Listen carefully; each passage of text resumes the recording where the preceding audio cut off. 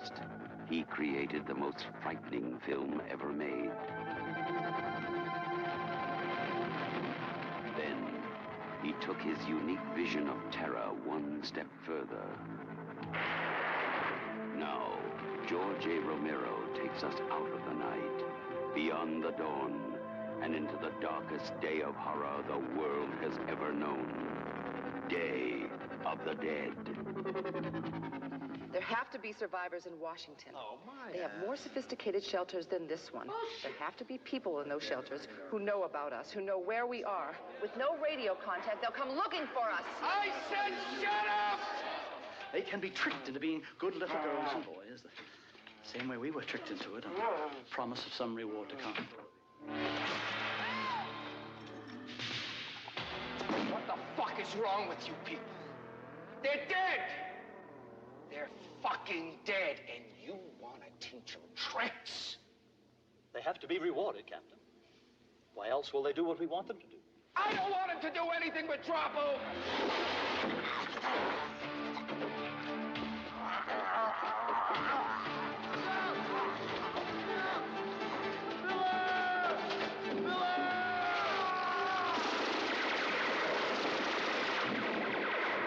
Those are my men in there! That's it. Run, you fucking lunatics.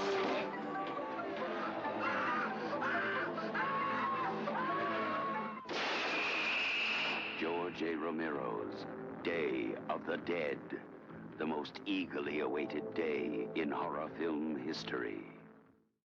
The opinions, viewpoints, and beliefs presented on this program do not necessarily reflect those of the management, the affiliates and broadcast partners, or the sponsors. Listener discretion is advised. Scarefest Radio, the radio you can see.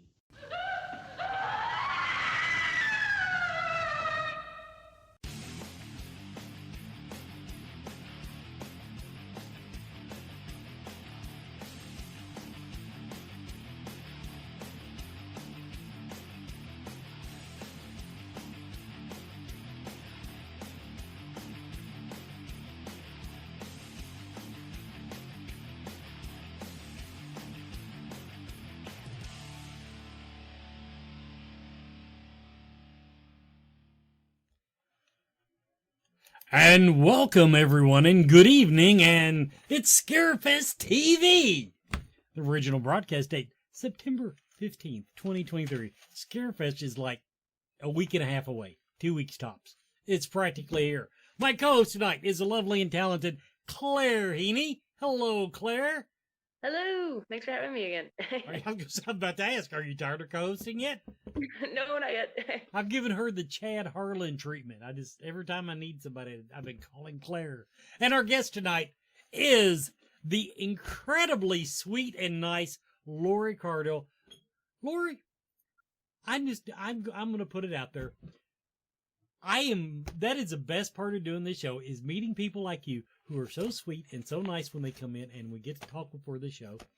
And it's wonderful. Oh, it's wonderful to meet you, though. I really feel right back at you. You're both of you. I mean, it's really yeah, but for the record, you haven't been interviewed by me yet because I'm a total goofball. So just warning you. I like that. No, I am. My family were really, really crazy. Well, okay, then we'll just get right in. Oh, by the way, they've already asked in the chat room. No celebrity announcements tonight. Funny story, though. Funny story. The announcement we've been teasing. Remember how before we had to cancel the announcement because somebody signed a contract that called us back the next day and said, no, I can't do the show. Well, this one, they were going to announce it, and we stopped. We said, wait. We asked the agent, and they said, oh, well, he hasn't actually signed the contract. So we said, okay, let's get the contract. Then 24 hours later, we get the cancellation. Oh no, he can't do it. Aww. So we keep teasing, but we've still got a couple of contracts out. So we're not done, but we're getting more done than we thought we were going to be. So I just thought I'd go ahead and just let everybody know that. Okay. before we get into Day of the Dead, I have to ask you, because I cannot see this on somebody's IMDb page and not ask. Iron City Ass Kickers from 2021. Oh, right. 2021. It came out in 20. We shot it a while ago. I mean, it was a long time ago. Yeah.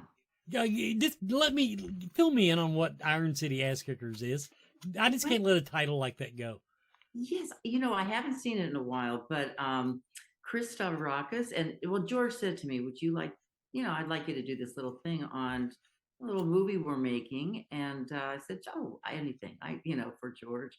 And it was it was a wrestling movie about these wrestlers, and I'm the reporter, and I think I have short red hair, and yeah, I do. And Chris Stavrakis, he was in it, and was the direct producer along. I don't have all the names, but right now, but yeah, it's a fun little thing that we did. Just it was after Day of the Dead, and it was like one of those things. It just yeah. So it was a wrestling movie. Yeah, wrestling movie. Okay. Now in Kentucky we say wrestling. If you're going to come to Kentucky, you got to learn the language. I love it. I love it. And if you ever drive in Kentucky, learn the steering wheel wave. What is it? You hold both hands on the wheel. Okay. Then every time a car goes by, one hand if you don't know them, two hands if you do. Now, I just learned something. I didn't know that. now I do want, serious question about Day of the Dead, because I caught this kind of on IMDb. Now, if this story is true, it'd be a good story. If it's not, then I just picked up more bullshit off the internet. You did not have to do an audition for Day of the Dead. No, I didn't. Tell me that story. Yeah, well, okay. I was doing a play in New York. That's where I live, and still do sometimes. But it was called Reckless, and it was written by Craig Lucas. And this character that's on stage, it's a wonderful part. Mia Farrow played the part in the movie, but so I got to originate this role, and the character comes on stage, and she never leaves the stage. It's a comedy, but it's serious, it's sad, and she just takes the show and runs with it. It was a beautiful part. In fact, I got all kinds of offers right after that, but I was pregnant. I was pregnant. In fact, they made my costume grow with me. It was like this baggy costume. But anyway, so George was in the audience. He came to see it with Richard Rubenstein and my husband, and we were going to go out to dinner after because I knew George from my dad being in Night of the Living Dead, and I knew George was going to be there. And so anyway, yes, he said, "I'm writing this part, and I would like you to play it." This is after he saw me do the play. I guess he realized I could carry a part like that, because yeah, I mean, I was on, as I said, I was on stage for the whole play. And so, yeah, it was quite an honor. I mean, really.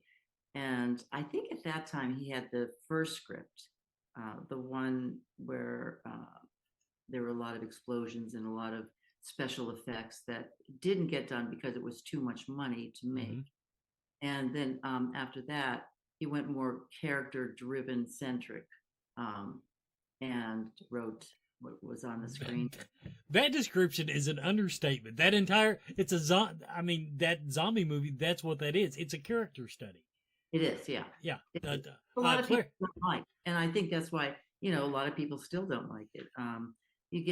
There's like a big mixed group of people saying, that's not good, and the other people say, we love it, it's our favorite. Do you think it's that, or do you think big people have zombie burnout?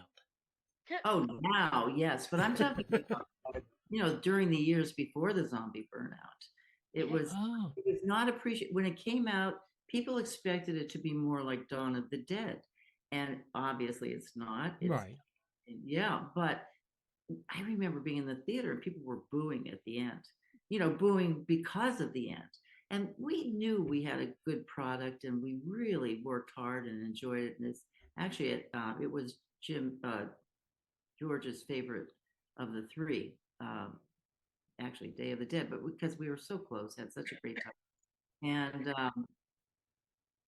you could tell he wrote it from his really true self at that time. And so, when it came out, it came and went.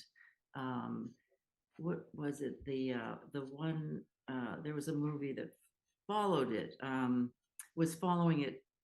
It came out that same time. It was more of a comedy. What was? Oh my goodness gracious! I'm just old. Sorry. You can see the color of my hair. What was the name of it? I know Dana Ashbrook was in the remake, or there were two right after it. Oh gosh. Somebody in the chat room will know. Jake, what's she talking about? Yeah, please.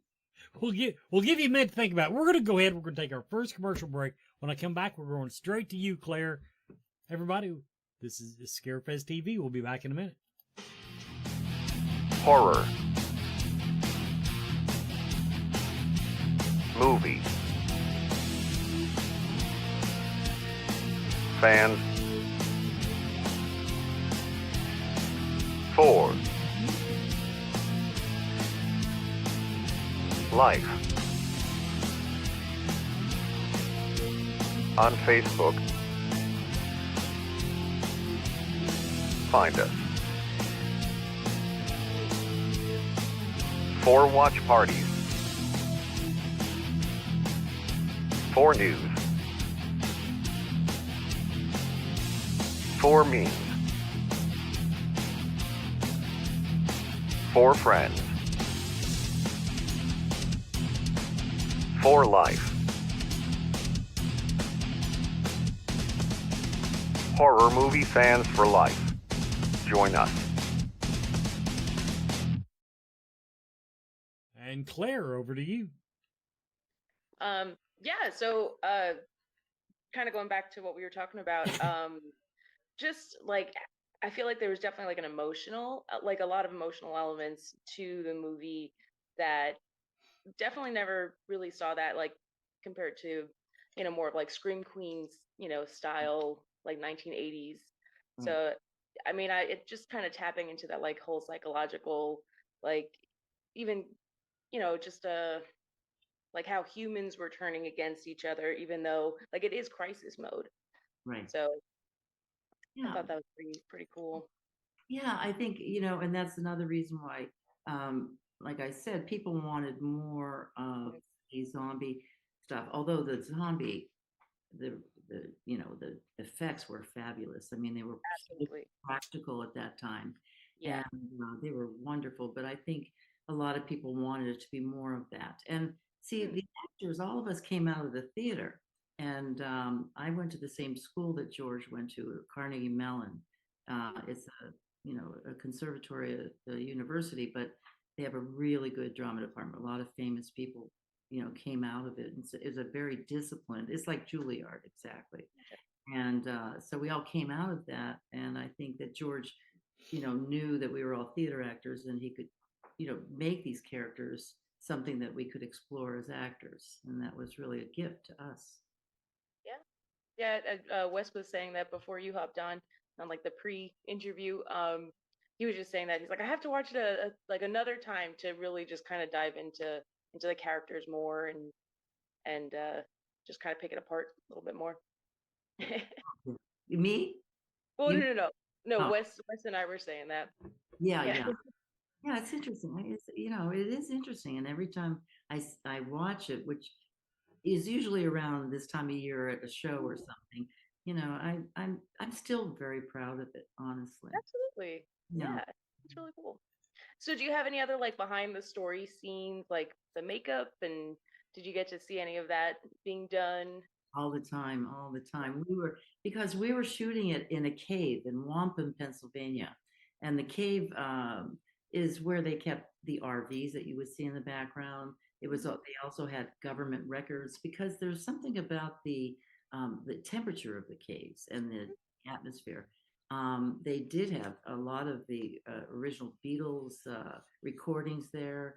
Anyway, so you had a part of the cave that had this little office area where we were, and then you go across this little road in the cave, and we were out there at the corral, which was dank and cold. There were 27 miles of lakes there. It was dark. We were really sick.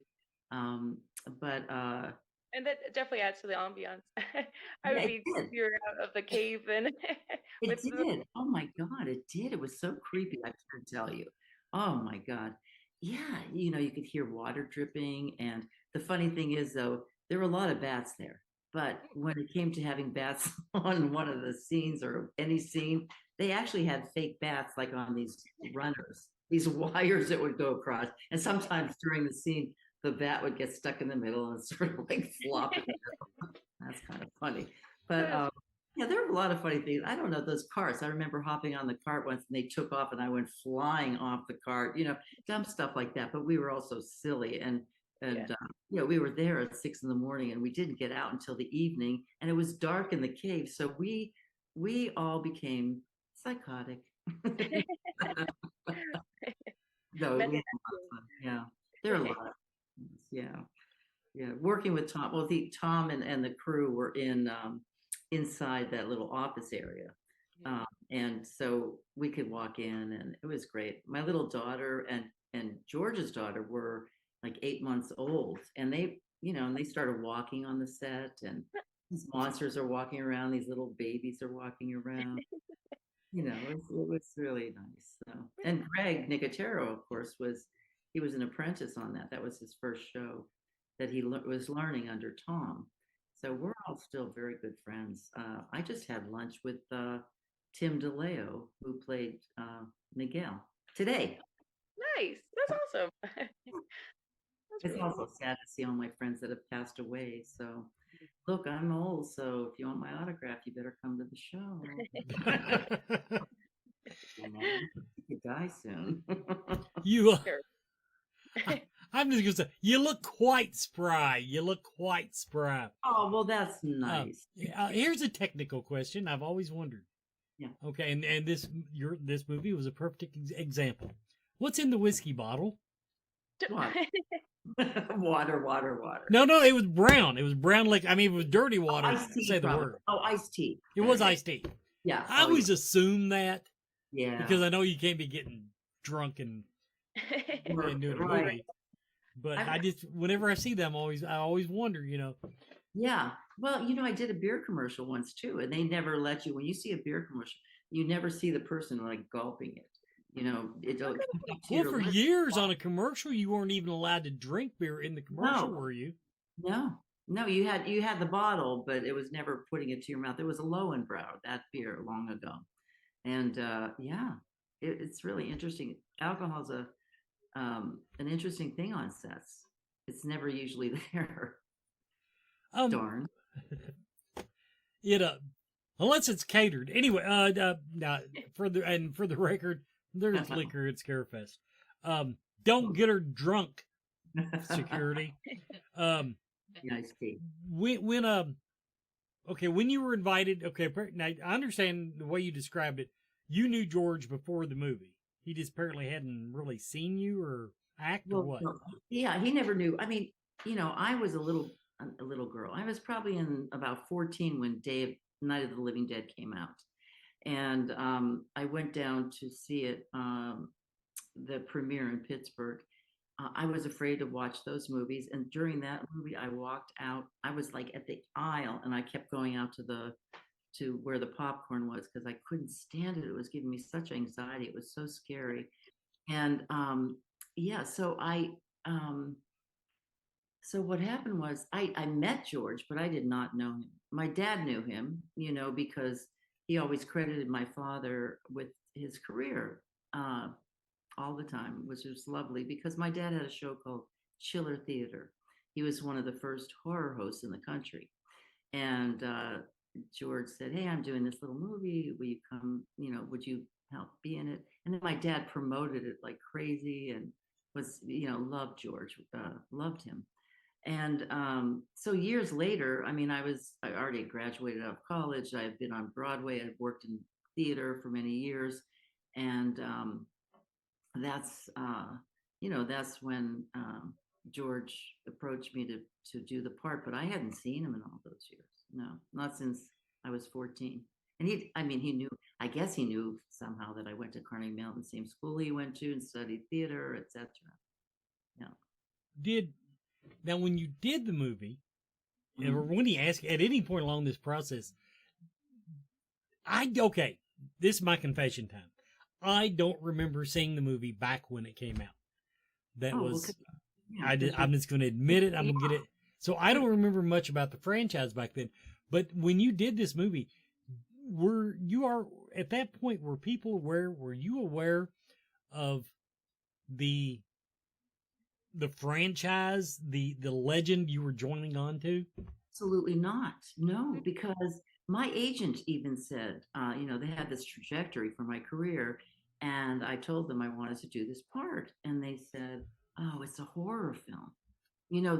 It wasn't like it is now. They were not a good thing for an actor to be in some ways. It was, but it was such a great part. It was such a great script. I mean, there was no way I was not going to do it, and now look at today. I mean, it's just incredible. So we did not realize. We knew we had a great project working with George, but the years afterwards and the fans who I'll be meeting at the show, wonderful, have kept this movie alive and made it into what it is. It's because it was good, but then it found its audience, and of course Greg brought The Walking Dead to television, and now I think people are sick of zombies by now, probably. There's zombie fatigue. I like to call it that.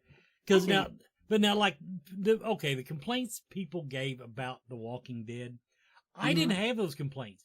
I thought it had a good balance of zombies versus the character examination and all that. My only complaint was the year they met Negan. Oh my God, that was the most depressing fucking TV show. It was like every week is like, oh my God, just stop it.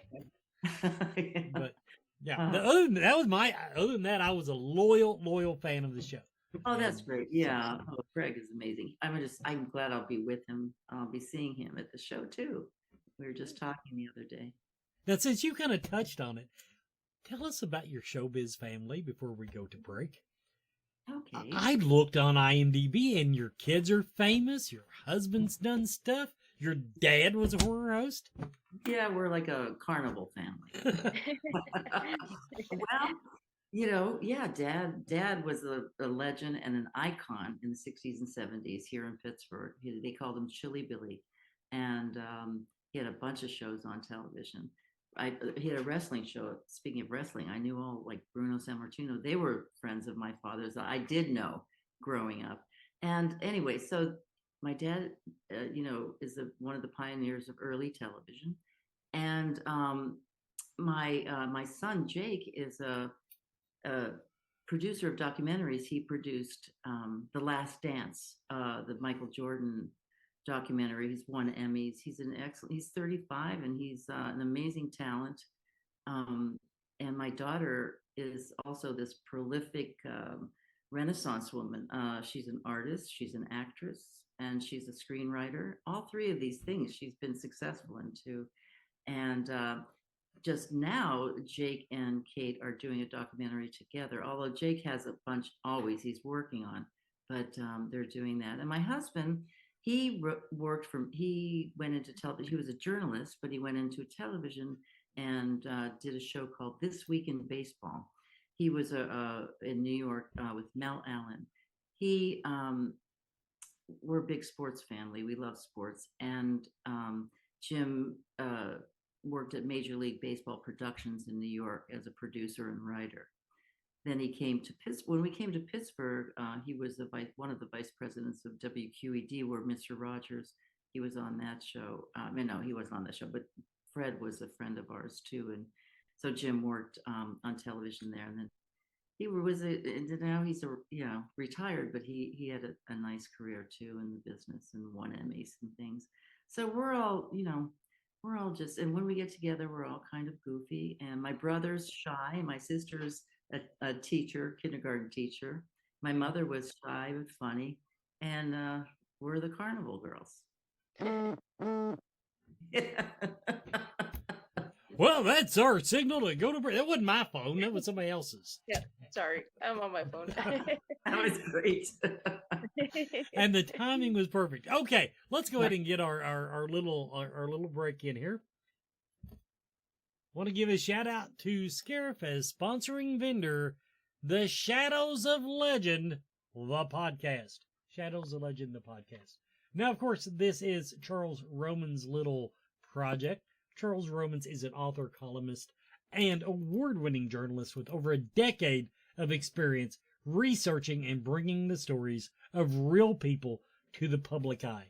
Check out his podcast online, shadowsoflegend.com, shadowsoflegend.com. And by the way, he will be a presenter at the Scarefest. He has a seminar. I think it's on Sunday. Check the schedule. That's on the website, scarefestweekend.com. Hey, we still got tickets, by my understanding, to Talk Scary to Me, the live podcast from Scout Taylor Compton and Danielle Harris. So those are still on sale. It's a really popular thing. I can't imagine why. Two girls doing a podcast in their underwear. No idea. It's a wonder it's not like teenage boys haven't already sucked all these up.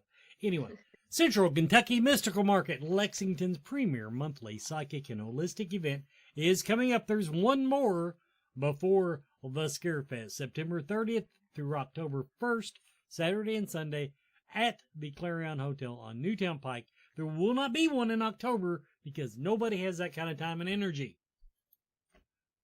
And my own personal plug, this graphic is not accurate because instead of 29, I have 30 sponsors now. I have 30 people that have joined my Patreon project to get me to do that cosplay you're looking at on your screen right now at Scarefest. As it stands right now, at 30, I will definitely do the booty shorts. I'm not sure I'm going to do the little cutoff shirt yet. If I get 50 people, though, I will do the cutoff shirt. And if I get 100, Terrence Muncie will draw a tramp stamp on my back, and I will do that cosplay with a tramp stamp. Now, all that can be found at patreon.com/ScarefestRadio. And the beautiful thing is, there's actually a free level you can join at patreon.com/ScarefestRadio. You can join for free. Or if you want, I can become a real member. It's $1. $1 a month. One measly dollar will get you in the door. Now, I do want to give a shout out to Gloria Frakes. As we were talking about before the show, Glory, I had a heart episode this spring, and I'm doing my first 5K at the end of this month. How is that for being a glutton for punishment? But shout out to Gloria Frakes for being my sponsor for that. It's a 5K. It is benefiting NICU babies. That is neonatal ICU babies, because everybody knows how much I love children. Oh, that's great. Oh, that's what it's about, honestly. That's wonderful that you're doing that. I'm not doing it to be a dick, I'll be honest with you. No, I know. What, no. Because after I had my heart episode, I had to listen to the doctors tell me, they acted like I was going to burst into flames any moment. Oh, you can't do this. They told me, now don't lift anything over 10 pounds. Well, nothing on this farm weighs less than 10 pounds. Mm-hmm.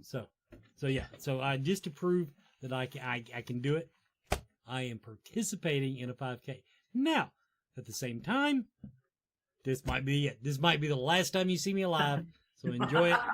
But that's what I said, get your autographs at this show. So, okay, we did that.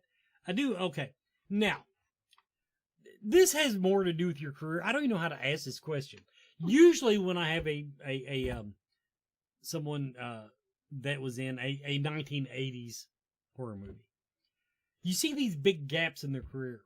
You don't have that. You have little gaps. I looked at your IMDb. You might take a year or two off, but then heck, you're back. I'm just saying you have a consistent smattering of projects, at least on the release dates. Yeah, well, it's interesting. It took a few years. My son was born and we were in New York, and it was 4 years after Day of the Dead that I had done everything pretty much that I wanted to do as far as theater, TV, film. And it was at a point where it was either all or nothing in my career in those days, and I was very conflicted about being a mom and wanting to be a mom and be there for my children like full time, and or continue on with my work. And I would find myself like on sets. I was a guest star on The Equalizer, and I did a lot of television, and I would just miss my kids, honestly. And we talked about, do you think we should move back to Pittsburgh? To my husband. He's from Pittsburgh originally, just a coincidence. And we did. We moved back, and it's a long story. I had to face a couple of things in my past that I dealt with coming back here, and I wrote a book about it called "I'm Gonna Tell: An Offbeat Tale of Survival." Mm-hmm. And I became, and I'm a writer and a photographer. And once creative, I think you always have to be creative. And I did theater here at the City Theater. I did a lot of parts there. But then, honestly, my family has always come first. It does now. It always will. And I saw older actresses that didn't give time to their family, and they weren't very happy, people I worked with on stage. And it wasn't easy. I mean, I think people think that, oh, you just left because you didn't want to work or you didn't get the parts. It wasn't that at all. And it was truly a personal choice. And I'm glad look, my kids are such good people. And I just love my family. And, I think I'm getting to do little things now and then because people ask me and I do it and I enjoy it. So I guess, I would do if some people now I'm free and to do old lady parts. So it's a plug. No, I love the, yeah. You're one wig, honey. You're one wig away from playing women half your age. So I'm just gonna get out of here. I'm just gonna say that. Okay, I do. Before I toss it to Claire, I do want this question, and I meant to ask it from the chat room. Did George explain his vision of the contrast of the characters in Day of the Dead, the scientist versus the military? Did he go into that detail, or did he just let you all fight it out? Yeah, well, we were working minutely on the script, let's put it that way. There weren't these grand themes that we talked about, more about the development of each character as we were filming. And those themes came out because of George's writing and the collaboration of everybody, but also because it was what George was so great at. I mean, he was a visionary. And it's funny because I did the audiobook for The Living Dead for Daniel Cross and George Romero's book. I remember writing something about, it's true that I could just imagine George, he hated what was happening to our country. He moved to Canada. I mean, that was no choice. That was, he was thinking ahead, that he saw things kind of falling apart. And he got a little sick of it. Honestly, he moved to Canada. So I always thought George would be marching down Fifth Avenue in New York, ahead of the parade. He was ahead of his time. He saw, look, with the military and the citizens and fighting against each other, there were all these themes that, wow, they really are prolific. He was prolific and very, he saw the future. He was a man that... And we didn't even need zombies to get there. No. That's the amazing thing. We just needed crazy people. Claire, over to you. So how you were talking about your dad and being Chilly Billy, did you grow up with like a crazy like Halloween season in the house, and did you follow that with your kids?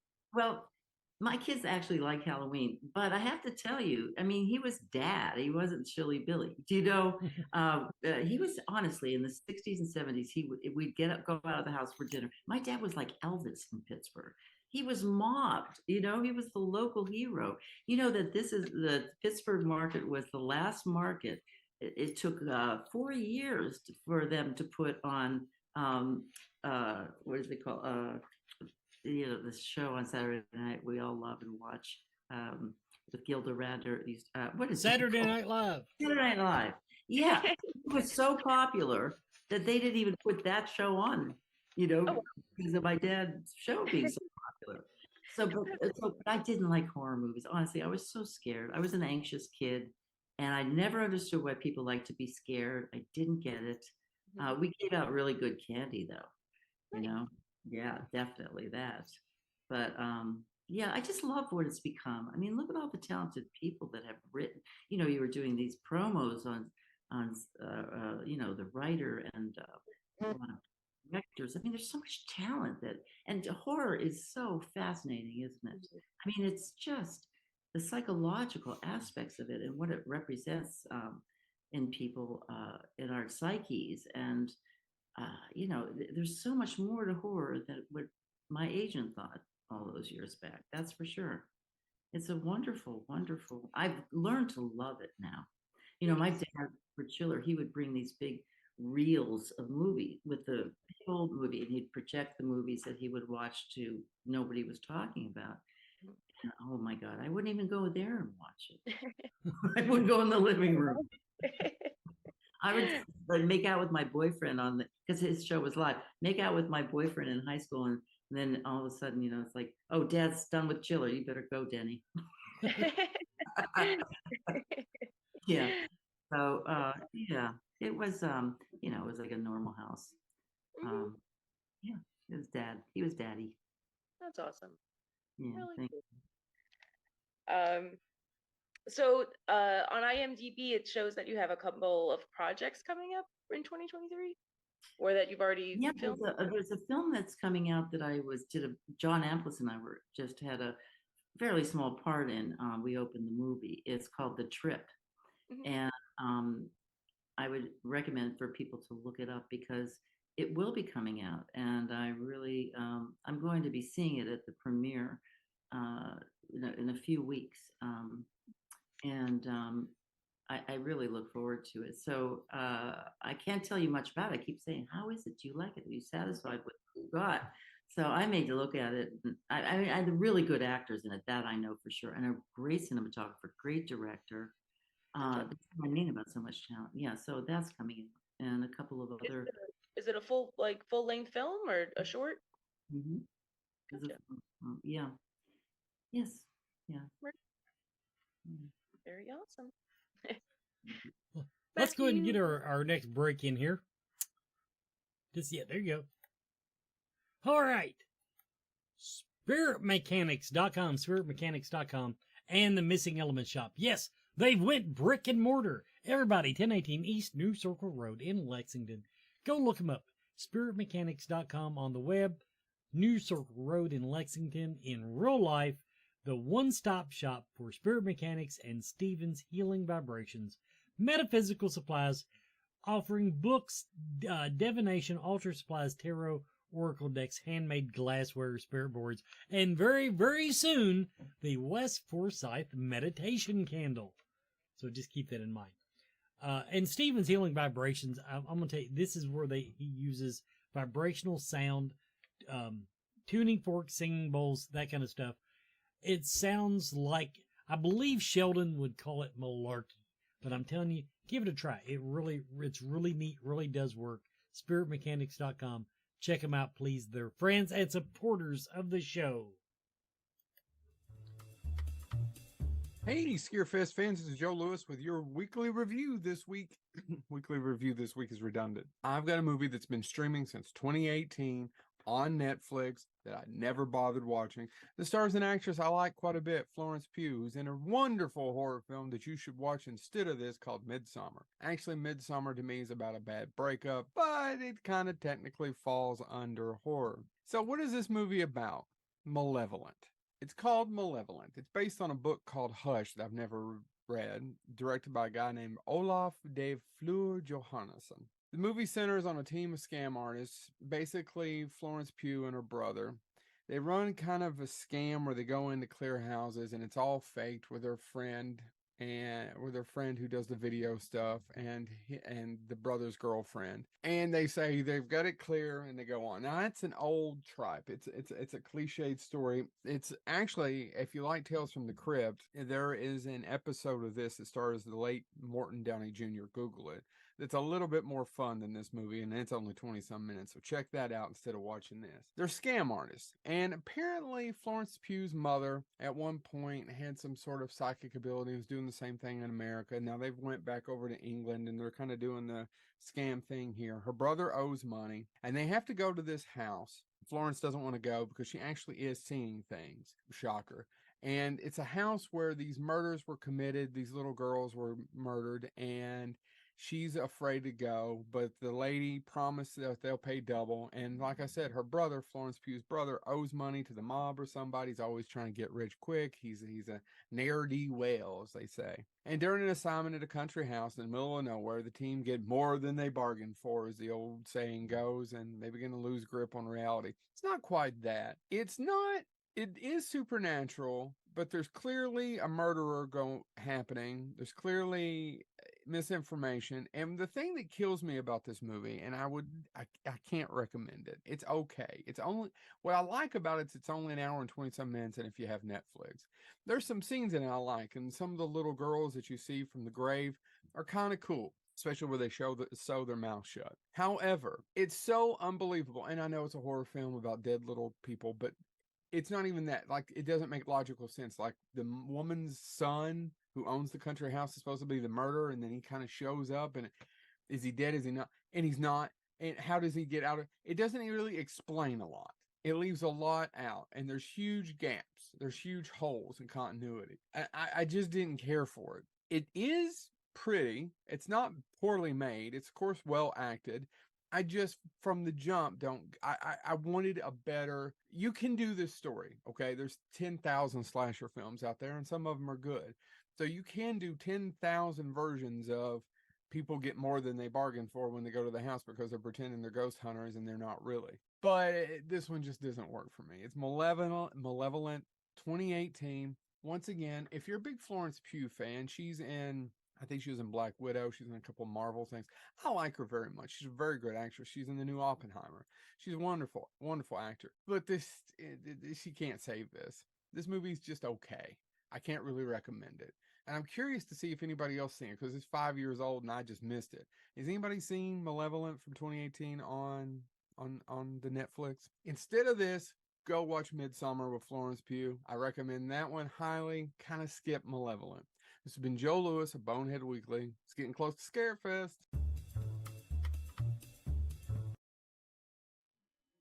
Everybody, welcome back to Scarefest TV. When I saw Joe was doing Malevolent, I blanked out and thought he was doing Maleficent with Angelina Jolie. I'm like, that's not... What the hell, Joe? Anyway, obviously not that movie. Question from the chat room. Do you prefer stage or film? Oh, they're both, really, they're their own wonder and beast. The thing about film is it's so slow, and yet the challenges are so great. I love the challenges of film. It's just a different technique, and you learn so much about working with the camera and the director's vision. And theater is more immediate. If you're doing a long run, it's like you go to work and you do your job and you do the play. You do the play, and it's you have to be in really great shape, and you have to, your voice and your body and everything. You're like an athlete, especially, depending on your part. But I remember when I did this play on Broadway, we were, you go every night except Mondays, and then Friday starts the evening, and then you go Saturday matinee, Saturday evening, Sunday matinee. It's hard work, but it's so satisfying at the same time because it's immediate and it takes a certain ability. I think film, it's a different kind of an ability, and I think you could make people look better than they may be. It's terrible. It's so terrible. Okay. Now, follow up to that and something you said earlier. Would it be hard? Which is worse, getting booed as a stage actor or film actor? Oh God, it's both bad. It's bad. Terrible. Oh my God. I just see. I was okay. I just think I would be more disheartened if I was still on stage when it happened. I mean, I can slink. I can slink out the back of the theater, but yeah. Well, you know what? I was booed at the end of Day of the Dead. We were booed, so that was pretty hurtful because we thought it was so good. You know what that movie was? It was called Return of the Living Dead by O'Bannon, right? And my relatives, some of my relatives, that they thought we went to go see that movie. We didn't see you in it because it was following ours around. So it goes to show what a dumb family I had. They just didn't care. Now, only because I grew up in the 80s. By the way, in your honor, I haven't cut my hair yet. This is a classic 80s, classic 80s hairdo, just before the mullet became popular. Oh, the mullet, yeah. I need great. No, your hair's nice. It's great. Yeah. Split down the middle, feathered back. God, I need a haircut.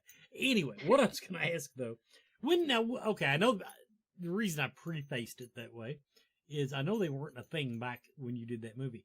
When did you actually start doing horror conventions? Long time after, actually.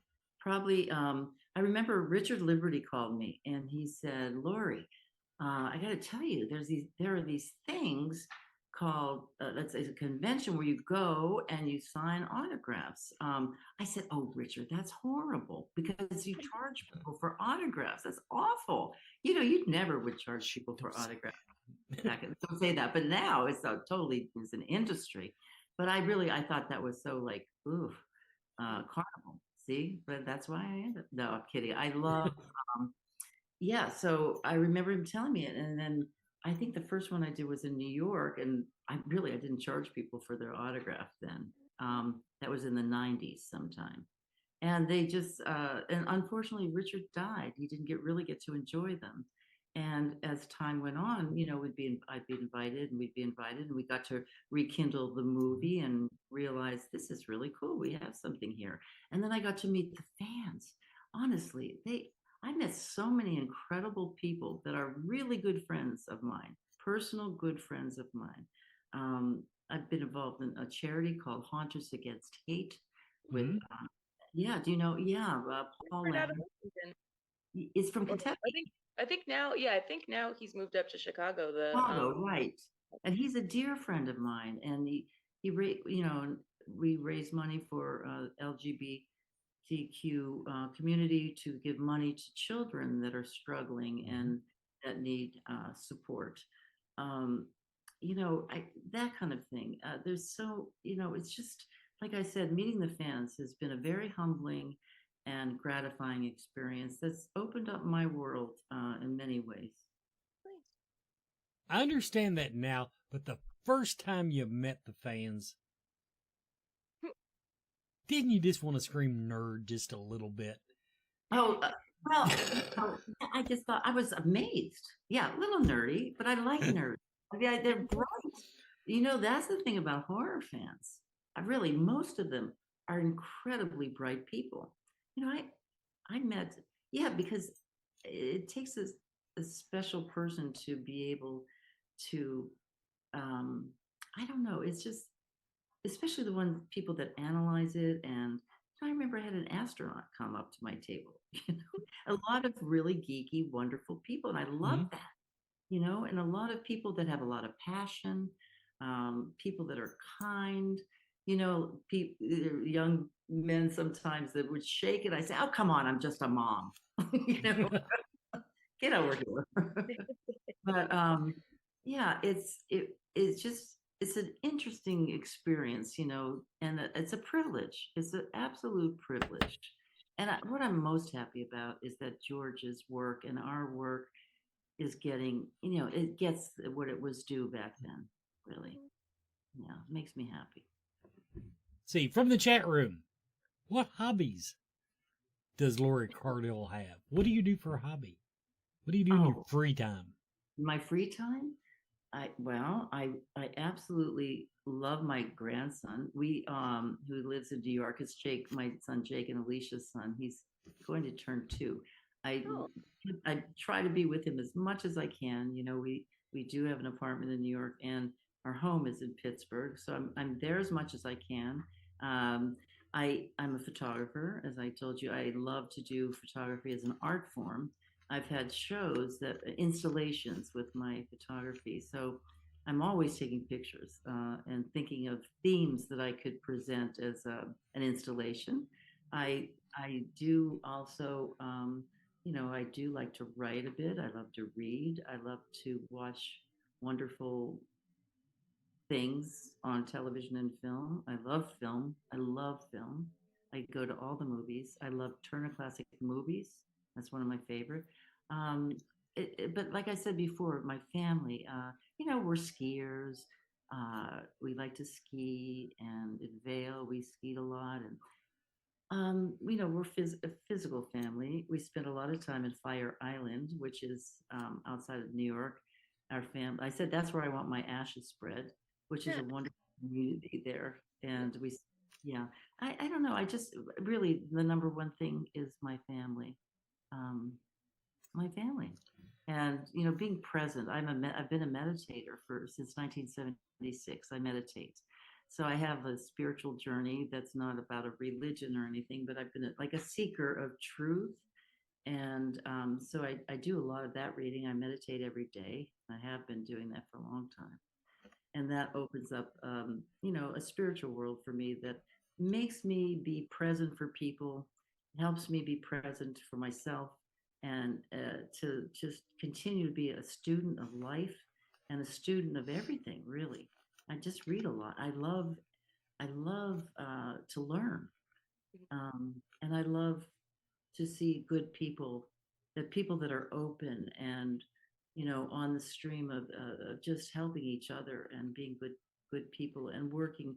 I'm political, and I don't like what's happened to our country, and I believe in truth and honor and goodness, and I hate to see this stuff that's going on. It's just terrible. Um, and you know, I just believe in truth. And so I don't know if that's a hobby, but how I live my life. Nowadays, kind of a hobby.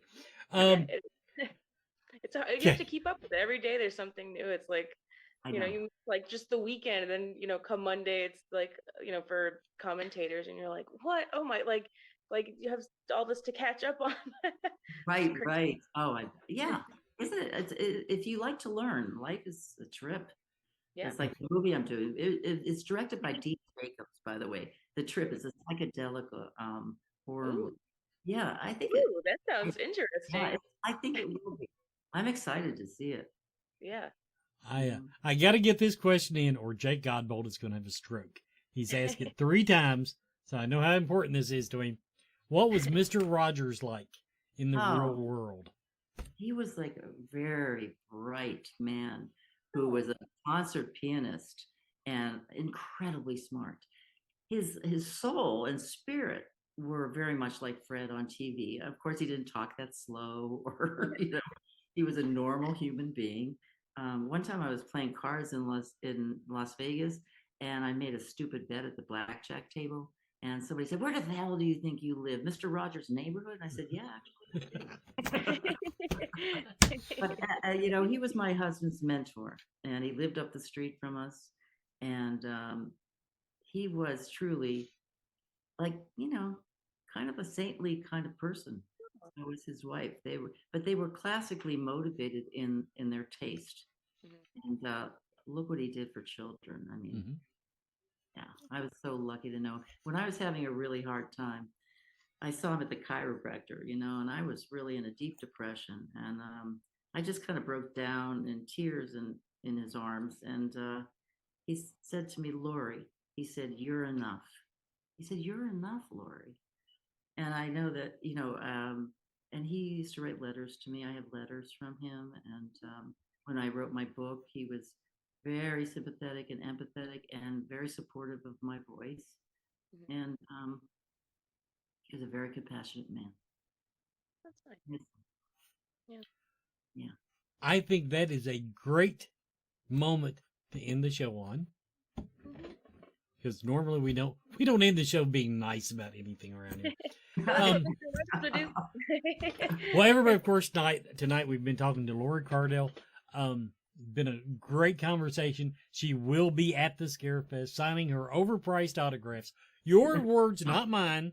No, not well. No, not no. I mean, you have to pay for. I'm so sorry you have to pay for autographs. By the way, nobody can. Mine are not like Norman Reedus or anything, for God's sake. Well, we've had some people that first time con goers, and they say, "You got to buy an autograph," and we're like, people have been paying for autographs from baseball players, from everybody for 100 years. Calm down. I'm so happy that actors are getting their due. I mean, yeah. You think you make a lot of money. Most people don't make a lot of money in the business. You have honestly, the work fronts. It's not. That's what SAG the SAG strikes about. Most people are working class people. Yeah. And AI will be the downfall of us all. What is it? What? If your photography takes off, then those signatures are gonna, or your autographs are gonna go up.